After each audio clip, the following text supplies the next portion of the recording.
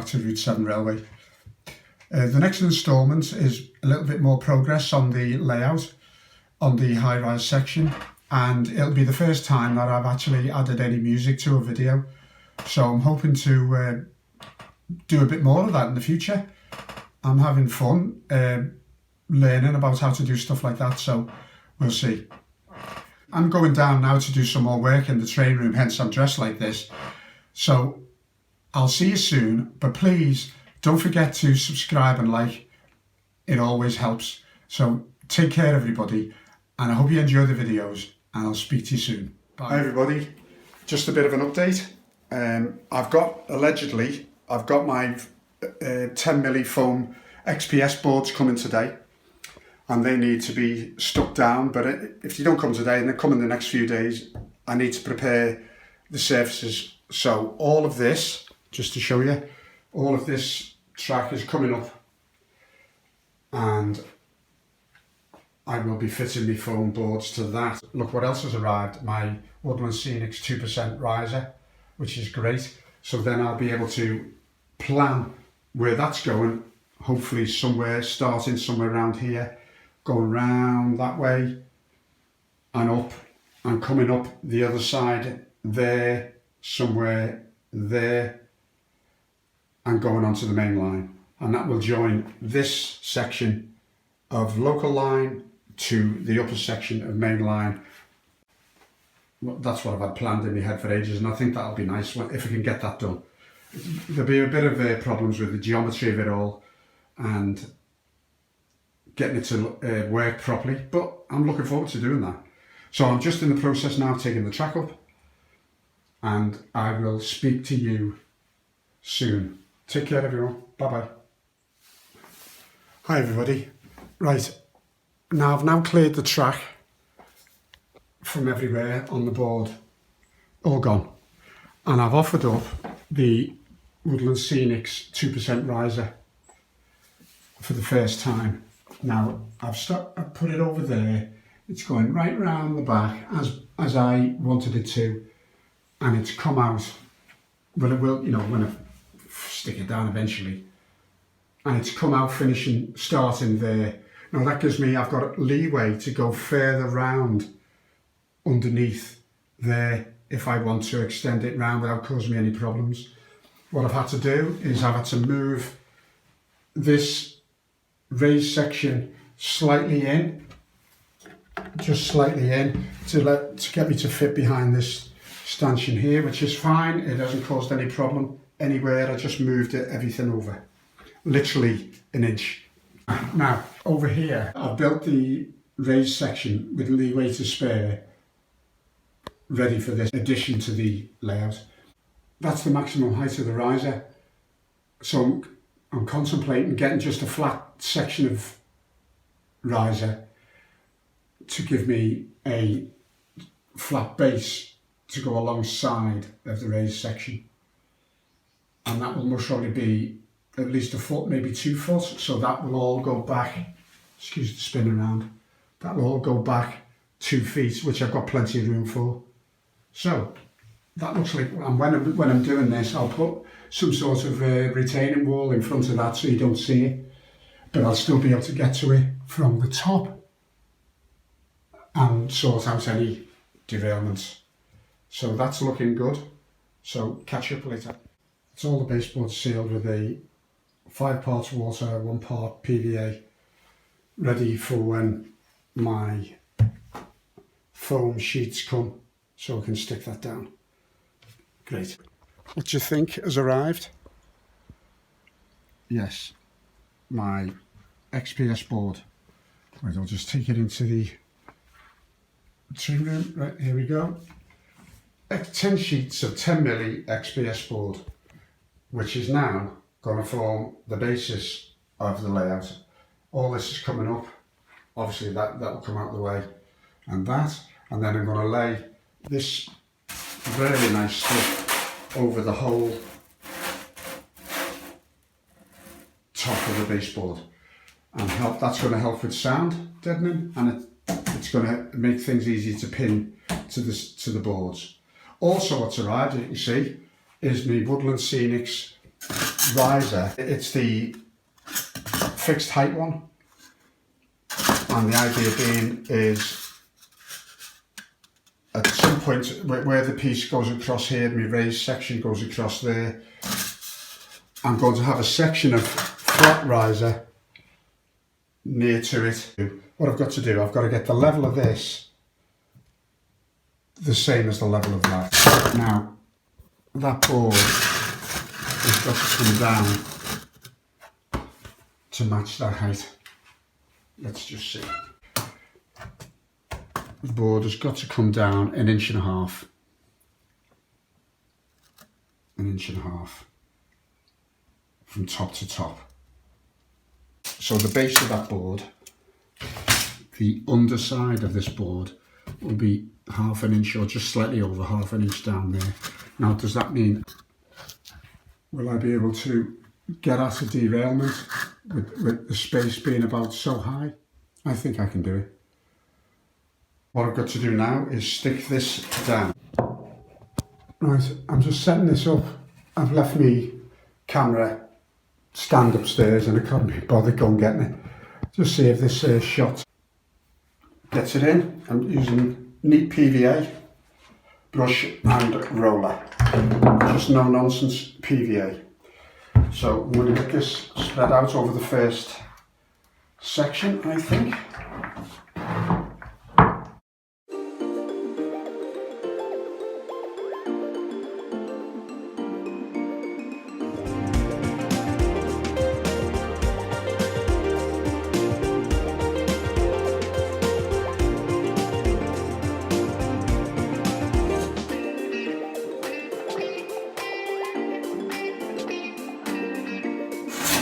Now I've covered enough.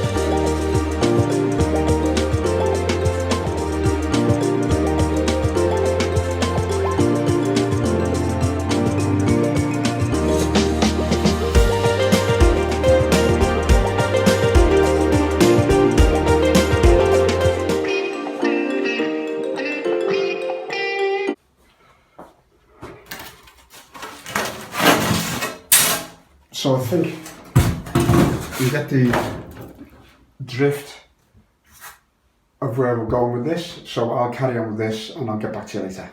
Hi, nice little update. I've been laying the track on the complicated points corner over there. I think I've got it not too bad actually. So I've just got a couple of TGVs on it. I've laid the track from round there through what would be the station. I've put the platforms in to get some measurements right and widths over the raised section, and just coming round to here where I've put some power into the track. So I parked that there to make sure that there's some clearance between the trains. And let's see.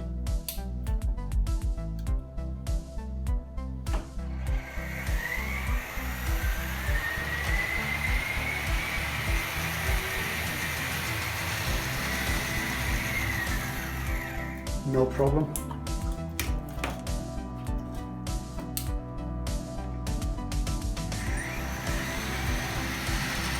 Sounds a bit noisy because there's no foam underneath it or anything, but it's actually working. I'll do it on the switch. I'll bring it back and I'll switch the points there.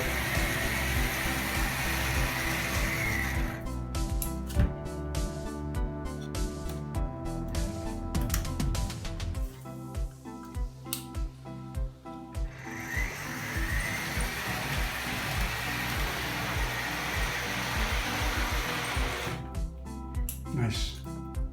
So what I'm going to do now, I'll park that.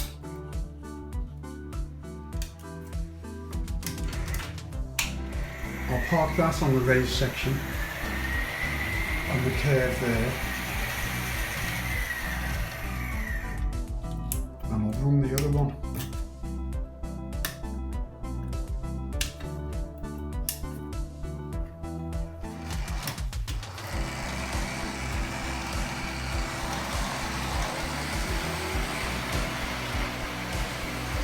A bit of a bump over there, I'll look what that is in a sec. Just making sure it comes through here without any issues. That's good. Change the point over there. Now, I've done a bit of moving around here, so let's just see if that clips.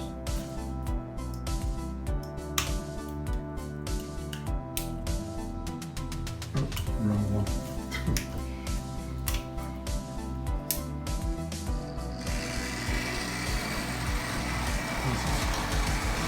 So the point's okay. Down, back. Right. Yes, it's just catching on that there, but that's nothing to worry about. I can sort that.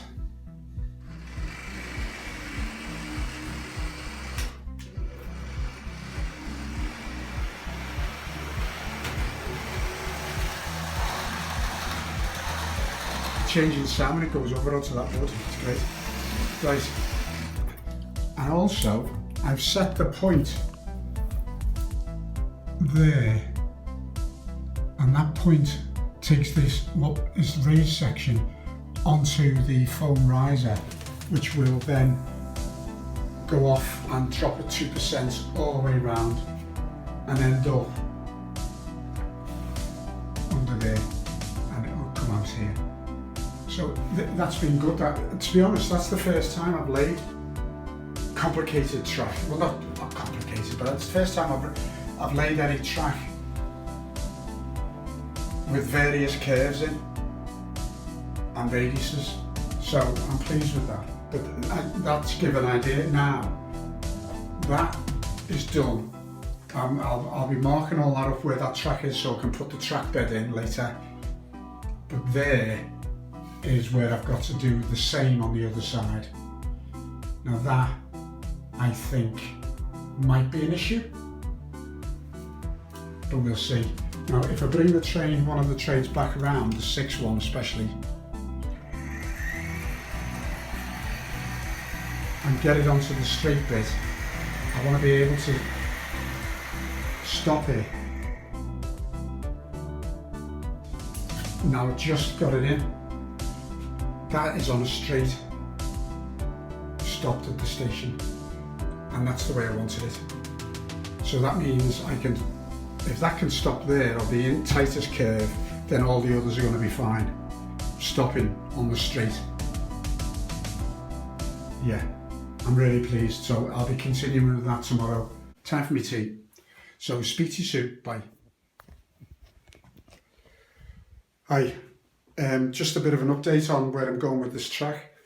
God, I'll tell you, I've never worked with flexitrack before. I mean, it's good stuff, but it's fiddly when you're trying to fit it all. Seriously. Well, I bet you all could have told me that. Right, I've managed to lay the track in its position. There we go, 2 sets of points splitting into 4. Going down where the station is going to be in 4, and then back down to 2 again. And it's all, I've just been testing it. It's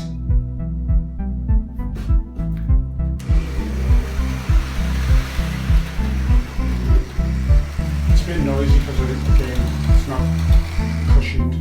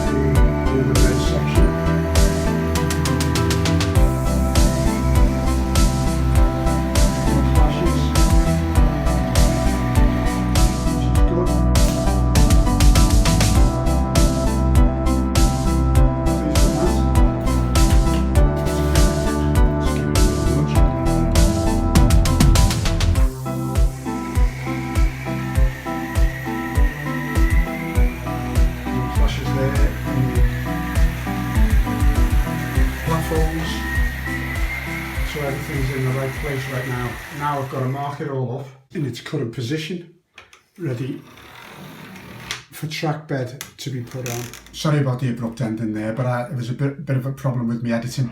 So there'll be more in the next video, and I hope you enjoyed that. And watch this space for some great progress on the layout and the fitting of the track on both levels.